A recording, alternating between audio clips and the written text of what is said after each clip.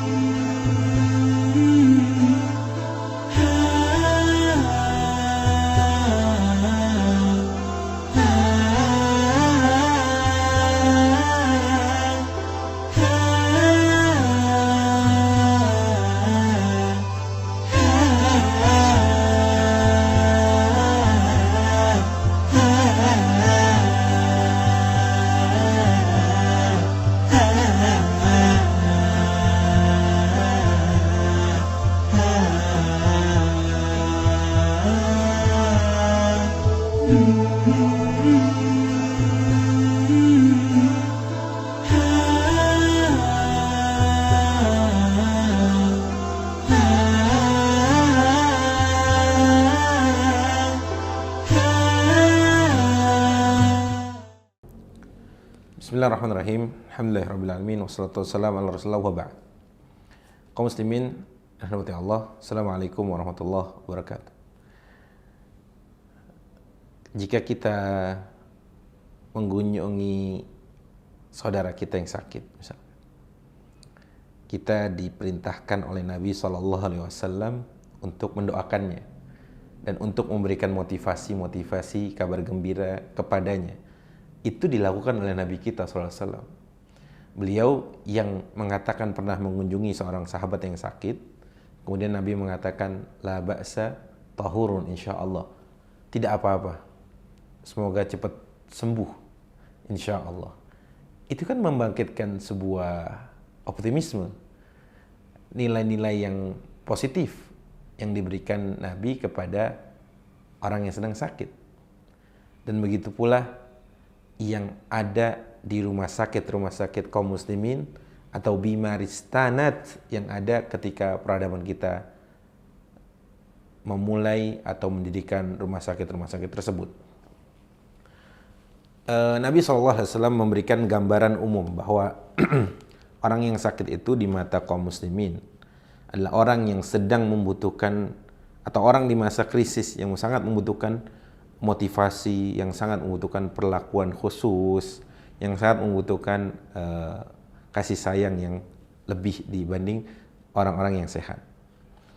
Pun sama yang ada di rumah sakit kaum muslimin atau bimaristan kaum muslimin, yang apabila orang sakit berada di dalam bimaristan kita, itu sangat-sangat diperlakukan dengan sangat manusiawi sekali.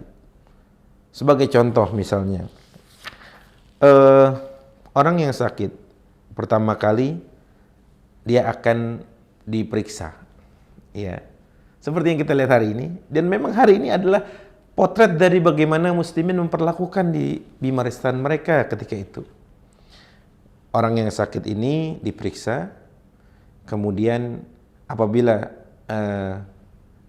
diketahui seseorang ini sakit apa atau hasil diagnosanya seseorang ini sakit apa, maka ditempatkan di ruangan khusus yang atau spesialisasi, atau mungkin hari ini ya sekarang ada spesialisasi anak, spesialisasi apa dan lain sebagainya, spesialis ya, dokter spesial kulit dan lain sebagainya. Itu Islam yang pernah ada atau yang pernah memulai sebelum yang lain-lain. Bahkan dulu di Eropa itu ruangan yang sama dengan berbagai macam pasien yang sakit di situ ada di situ. Ya, yang sakit kulit, yang hamil, yang patah tulang di satu tempat. Sedangkan kita di bimaristan, kaum muslimin tidak mengenal itu. Mereka disediakan ruangan-ruangan khusus. Ya. Poli khusus mungkin hari ini kalau disebutnya. Sehingga yang hari ini kita dapati itu adalah peninggalan kaum muslimin di bimaristan atau rumah sakitnya ketika itu. Dan perlakuan ini sangat-sangat mulia sekali. Orang-orang yang sakit itu, sebagai contoh, ketika dia masuk ke ruangan tadi, misalkan dia sakit apa gitu, ketika dia masuk ke situ, dia akan diberikan atau bajunya akan diganti untuk supaya meminimalisir penularan, dan dia akan diberikan baju yang baru. Ya, baju yang baru yang akan dia kenakan. Baju yang lama dibuang, baju yang baru dipakaikan kepada si pasien tersebut. Kemudian setiap harinya ada kunjungan dokter. Bayangkan kita coba yang hari ini kita lihat itu adalah potret bagaimana, dan bahkan lebih ketika itu. Bahkan lebih. Nah, dicatat di sini misalkan ya. Semua pasien itu mendapatkan fasilitas apabila ia sudah lama misalkan di rumah sakit selama 1 pekan, yang mana orang itu berarti tidak kerja, kalaupun dia tidak kerja selama 1 pekan itu. Nah, hasil dari artinya sepekan itu dia tidak kerja kan? Ya, dia tidak kerja. Sepekan itu ketika dia selesai dari rumah sakit dan hendak pulang, dia diberikan uang saku sebanyak, dimana kalau dia kerja 7 hari hasilnya segitu. Segitu kira-kira. Kan enak sekali ya, kita sakit, kemudian dapat fasilitas yang Masya Allah di rumah sakit. Pulang bukan disuruh bayar gitu. Malah kita yang dibayar, misalkan, Pak, Bapak setiap hari kalau kerja digaji berapa? Oh, misalkan saya 100.000 atau 200.000. Berarti rumah sakit atau Bima Ristan menanggung 200.000 kali 7 hari. 1.400.000 ini dibekalin, Pak. Supaya nggak kepikiran lagi. Kalau dia kepikiran nanti sakit lagi, ya. Seperti itu. Baik. Itu salah satu fasilitasnya. Ya mungkin hari ini ada gak ya? Mungkin sahabat asli bisa lebih tahu lah tentang keadaan kita hari ini. Kemudian ada juga, bahkan ada secara khusus, ada 2 orang yang tugasnya hanya menghibur yang sakit. Jadi 2 orang ini tugasnya keliling rumah sakit, atau 2 atau lebih, pokoknya ada orang yang tugasnya khusus untuk memberikan kalimat-kalimat positif, perubahan-perubahan baik dari perkembangan kesehatannya. Diberikan dengan suara yang sangat lirih, dibisikkan mungkin dibacakan ayat-ayat Quran.